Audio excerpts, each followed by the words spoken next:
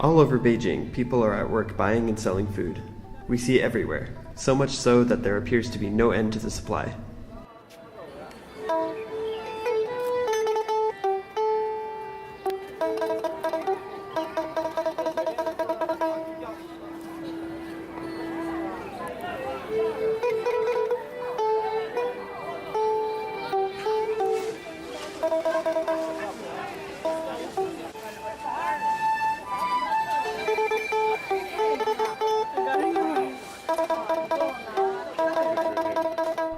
But getting food in Beijing wasn't always this easy. When famine hit, beggars had difficulty finding food.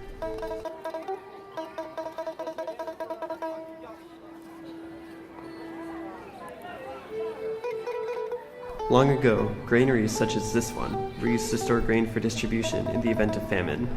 This grain was brought to Beijing through a large canal system built in the Yuan dynasty. It's had many different uses in recent history. Today, now that famine is no longer a concern, its buildings have new uses, with one now acting as a cultural center. The Beijing of today is filled with food, but food security is still an issue. However, the issue is no longer about getting enough food. Today's food security challenge is ensuring the safety and quality of food. Many people in the heart of the city have taken to growing their own vegetables in pots and boxes on the sides of small alleyways. In addition to saving money, these planters ensure that people know exactly where their food is from and how it's made.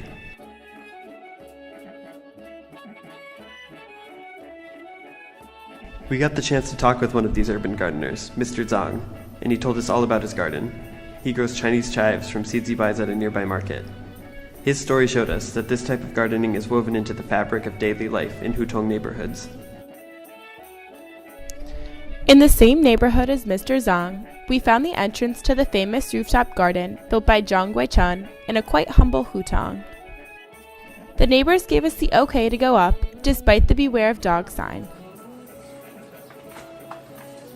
Safe to say, there was no dog, nor Mr. Zhang. All we could find were his empty chairs, cigarettes, and slingshot. We looked around in his absence and were impressed by the creativity and ingenuity of the structures he built. Several days later, we walked up the stairs for a second time, unafraid of the imaginary dog.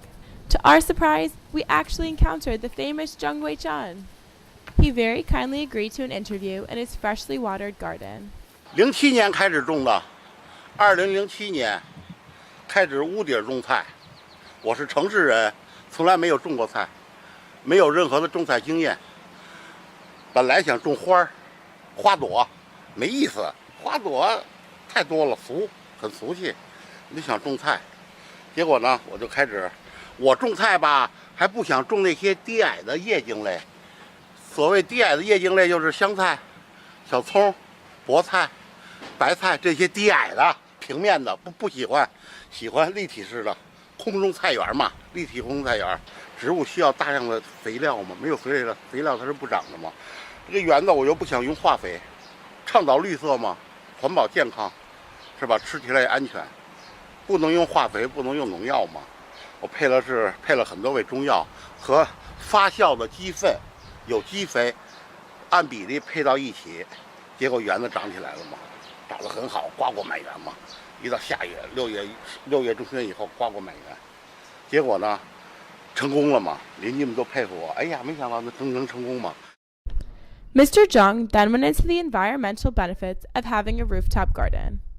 因为在屋顶种菜，大家都是一种尝试嘛，是吧？屋顶种菜有很大好处嘛。虽然说屋顶小，但是它是一个城市的小小的吸尘器，它能净化空气，能缓解城市热岛效应。它的叶片每天都在吸尘，它呼出来的是新鲜氧气，吸进去的是二氧化碳，啊。After the interview, we left with a lot of insightful thoughts from one of Beijing's most famous rooftop gardeners. The next destination was an urban farm in the Xichang district. This urban garden is the first and only one of its kind in Beijing. When the District Bureau of Parks came up with the idea, almost an entire block was left empty after a residential area was torn down awaiting real estate construction. When the garden was first started, the rubble was removed. A mix of pine needle compost and aged chicken manure was spread over the area to enhance the soil. Techniques such as spatial planting were utilized to eliminate the need for pesticides. Since the area is currently awaiting construction, it is unclear how much longer the garden will be here. However, the garden has been in progress for 2 years and counting. For the time being, the district government, sometimes in conjunction with NGOs, will continue to utilize the garden as a public service. Both old and young locals are invited into the garden to observe, gaining a sense of gardening and how food is grown. When senior citizens are invited, they take part in the gardening tasks. The workers harvest the vegetables and send the crops to the old folks' home across the street. We can personally vouch that these vegetables are delicious. Additionally, the garden raises awareness on food security. Activities such as the one sponsored by the NGO Evergreen educate school children about how their food is grown and where it comes from.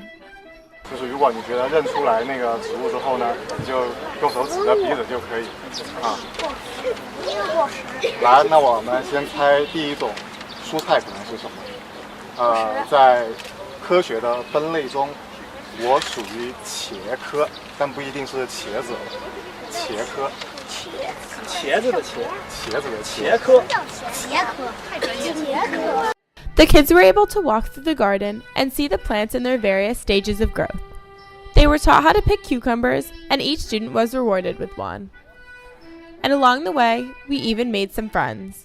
Vegetable 是蔬菜。是蔬菜。蔬菜。蔬菜。蔬菜。蔬菜。Our next stop was the Beijing Organic Farmers Market at Sanyuanshao. Beijing's well-educated middle class filled the farmers market with a different approach to educating themselves on food security. Local vendors fill the area with vegetables, cheese, breads, and other natural goods. This cheesemaker studied abroad in France and brought new cheese-making techniques back with him. When buying bok choy in the hutong, I have to pay with cash. Here, there's a variety of options, including my international credit card. This shows just how globalized these types of markets have become. Now, in multiple locations throughout the city, you can find a farmer's market every day of the week. Why is it that so many upper-middle-class Beijingers frequent markets such as this? So I think in China, there's, China is sort of almost known for having a lot of food safety issues. There have been like lots of cases of things that shouldn't be in food showing up in food, like cadmium tainted like rice or milk or whatever, things like that. And so people tend to not necessarily trust the food that they're eating. And so coming to a farmer's market like this, where they can like talk with the farmer, and if they want, go out and see the farm later, they really like get to know where their food is coming from. I think feels like a much safer option for people who are worried about that kind of thing. But a lot of the people who come are just like community members, people who are interested in the issue, whether because they're like studying it or because they're worried about their kids' health or whatever. So the farmers market is actually working on becoming called a participatory guarantee system, a PGS, which is, it's kind of like an alternative to a CSA, or they're tied in. But a PGS basically, it's like the whole community ensures that each farmer's produce is like up to standards. So it's not like following the government standards for organic, or because there could be lots of problems with getting certification and things like that, like official certification. But PGS is more about making sure that they're in line with standards that have been developed by the community here for the needs of the community. We asked Mr. Zheng his opinion on certified organic foods. 我是不相信的。现在很多通过媒体报道也好，还是通过电视报道也好，它真正做到有机了吗？并没做到有机，我个人认为，我个人观点啊，它也没有做到有机。真正做到有机，它是条件很苛厚的，起码这个土地3年，你不能输用化肥啊，你才能开始种嘛，要放3年嘛，对吧？哪个土地3年没有种过东西，你种的东西就是再用化肥，它只是和它所谓的有机，就是在这个基础上，可能就是，用了农家肥，但是我不相信它是真正的纯的有机，我个人是不相信的。If you go to upscale grocery stores, you are met with a plethora of premium-priced organic vegetables. How organic are these so-called certified organic products? Is that really the farmer on this package, or is it just clever marketing? Is it safe to eat? From Hutong neighborhoods to shiny new skyscrapers, this is the question Beijingers are asking about their food.